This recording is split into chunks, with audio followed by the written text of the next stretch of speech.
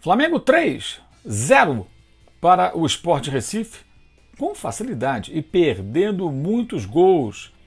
Você vai ver daqui a pouquinho aqui do meu lado as estatísticas do OneFootball de Flamengo 3-0 sobre o Sport, jogo disputado na noite de segunda-feira na Ilha do Retiro, em Pernambuco, no Recife.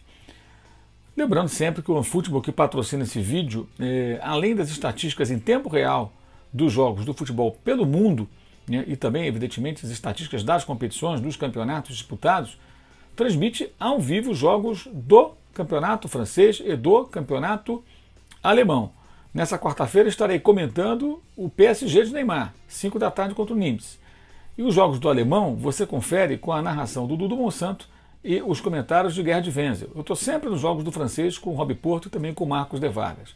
Então, fique ligado, 5 da tarde, bola rolando, você baixa o aplicativo logo depois de terminar esse vídeo, link aqui embaixo na descrição, ou então você acessa o site OneFootball para poder acompanhar essas partidas com imagem, ao vivo, tá? É isso aí, você vê o jogo ao vivo e de graça. E foi de graça também que o Flamengo meteu 3-0 ali do Sport, né? Porque foi fácil o jogo para o time carioca. O Sport lutando contra o rebaixamento, só não estava entre os 4 últimos quando começou a rodada por conta dos critérios de desempate à frente do Fortaleza. E o Flamengo fez um gol com 3 minutos, perdeu um gol incrível com o Gabigol, autor do primeiro tempo, aos 10, e outras chances foram sendo desperdiçadas, especialmente pelo Gabriel, e acabou vencendo com muita facilidade.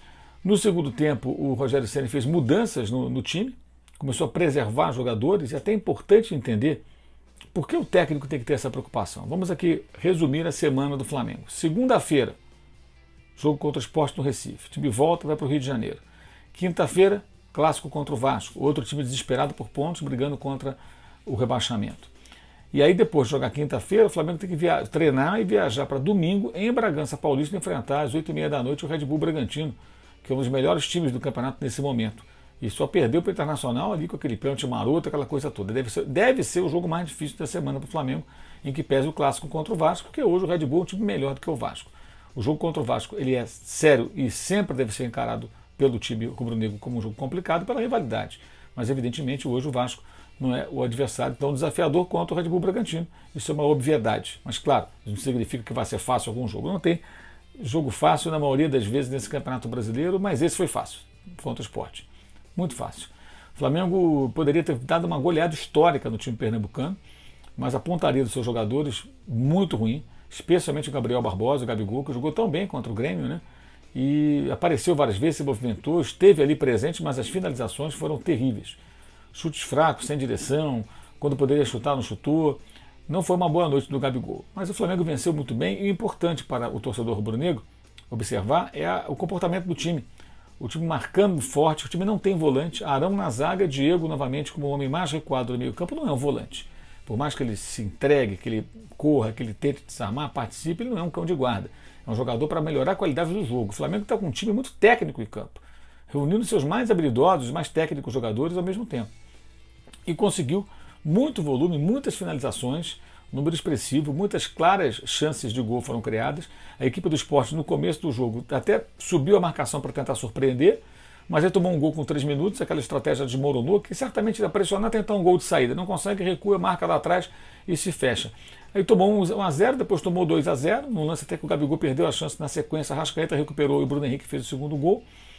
E aí o Flamengo ficou muito à vontade, poderia ter feito realmente mais ainda no primeiro tempo. No segundo turno caiu um pouco o rendimento. Caiu o rendimento justamente porque o time deu uma pregada. Jogar daquela maneira intensa é complicado. Os jogadores sentem ao longo do jogo.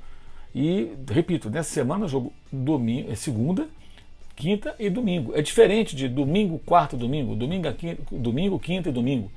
Quando são jogos nos 2 finais de semana, você tem pelo menos 4 dias de intervalo entre um jogo e o outro, 3 dias entre um jogo e outro. Nesse caso, segunda, quinta e domingo, como foi naquela semana de Goiás, Palmeiras e Atlético Paranaense, o Flamengo venceu os 2 primeiros jogos e perdeu o terceiro, foi uma semana de 3 jogos, 3 dias de intervalo entre um jogo e o outro, novamente 3 dias. Esse dia menos de recuperação pesa bastante no planejamento de um elenco, especialmente nessa pegada forte aí de reta final de campeonato. Então, depois de semanas livres para treinar, o Flamengo não tem tido mais isso, como outros times também não. Mas o time está rendendo mais, especialmente deve ser destacado esse comportamento mais agressivo, no sentido de querer a bola, marcar no campo do adversário. Hoje forçou muitos erros da equipe do Sport, recuperou muitas vezes a bola do Flamengo, já no primeiro gol. A inversão do Gerson buscando a Arrascaeta, a falha do Patrick, ele serve depois do Gabigol debaixo da trave para empurrar para o gol vazio, a jogada muito bem construída. Gerson que saiu, teve um problema físico, né? Vejamos aí qual a gravidade dessa lesão, dessa torção, né? Parece que foi uma torção. O grave serviço logo depois do jogo, né? Não tenho as informações mais completas, mas saiu aos 12 minutos do segundo tempo. Mas o Ceni também poupando os jogadores, tem que fazer a roda girar e tem que gerar o elenco. Não dá para jogar o tempo todo com os mesmos titulares. Muitos torcedores não entendem isso, mas é necessário, especialmente porque o time joga de uma forma muito ativa, marcando, tentando recuperar a bola no campo do adversário, pressionando. Isso evidentemente faz com que o aspecto físico tenha que ser valorizado, respeitado e bem administrado. Se você colocar o time para correr o tempo todo, os mesmos 11 jogadores, sem fazer um revezamento, a coisa complica. Tem muito torcedor do Flamengo que reclama de qualquer maneira do Rogério Ceni por uma má vontade também. Mas ele conseguiu agora ajustar a equipe. O jogo contra o Grêmio, o time já estava jogando bem no primeiro tempo, e quando saiu perdendo por 1-0, mas jogava melhor do que o time gaúcho. No segundo tempo, em 9 minutos, fez 3 gols, foi avassalador, retomou aquele estilo de 2019. E hoje, nesse jogo, nessa segunda-feira, novamente no primeiro tempo, o Flamengo teve características daquele time campeão brasileiro e da Copa Libertadores da América, ou seja, os jogadores voltando a conseguir esse ajuste. E isso funciona de que maneira? Abrindo novamente pela direita Everton Ribeiro, Arrascaeta jogando pela esquerda, Bruno Henrique um pouco mais pelo meio, mas com muita troca entre Arrascaeta e Bruno Henrique. Ora abre o Bruno Henrique pela ponta, o Arrascaeta vem um pouco por dentro, o Gabigol se movimenta por todo o ataque, e quando ele circula, muitas vezes o Bruno aparece no meio da área como zagueiro, a própria Arrascaeta pode aparecer por ali. O time mantém uma estrutura, isso é diferente do que era com o Jorge Jesus, o Felipe Luiz ficando muito mais preso. Continua esse sistema em que ele fica à esquerda com Arão e Gustavo Henrique formando um trio de zagueiros muitas vezes, e o Isla se manda como lateral usando o corredor bem próximo à linha lateral, e aí para abrir o campo do adversário na outra ponta, ora tem o Arrascaeta, ora tem o Bruno Henrique, e o Felipe Luiz sobe eventualmente, não é tão presente no campo de ataque quanto o lateral direito, o Isla, que sobe bastante e joga bem espetado ali na ponta para fazer aquela jogada de ultrapassagem com o Everton Ribeiro. E o funcionamento tem sido bom. Claro que a tendência é que os adversários do Flamengo percebam isso e comecem a buscar alternativas para neutralizar essas ações. Já o jogo contra o Vasco na quinta-feira deve ser um jogo muito pegado. O Vasco vai jogar um jogo de vida ou morte, precisa do resultado para não voltar para a zona de rebaixamento, e evidentemente o Vasco não quer aparecer entre os 4 depois de perder para o seu grande rival. Então, obviamente, vai jogar de uma forma, digamos assim, mais aguerrida e mais destacada, certamente, do que mais dedicada do que contra outros adversários, porque a rivalidade pesa num jogo como esse. Então, uma vitória muito segura e muito tranquila do Flamengo. O placar não traduziu o que foi o jogo, poderia ser uma goleada por um placar bem amplo, foi 3-0, poderia ser o dobro até, sem exagero, não fossem as muitas chances desperdiçadas, né? E o Thiago Neves, né, fez uma provocação, respondeu uma provocação. Você vê aí o registro feito pelo jornal Carioca o dia antes do jogo, né, falando em dar o troco, e acabou que não deu troco nenhum. No final do jogo até o Diego brincou com a situação e tal, falou que podia ficar com troco, essa coisa toda, muitos memes em cima disso. O Thiago Neves, que é um jogador já em fim de carreira, é um jogador que já não tem hoje o que oferecer de tão importante no futebol brasileiro, e acaba trabalhando muito mais nessas frases antes do jogo do que mal pegou na bola, não fez nada de relevante no jogo, né? Realmente é um jogador decadente, já teve seus grandes momentos, já foi um ótimo jogador, não é mais. Ainda assim, ele é uma peça importante para o Sport na tentativa de escapar do rebaixamento. Já fez gols importantes, gols que valeram 3 pontos, né, em alguns jogos. Não fosse a sua presença, o Sport estaria na situação pior.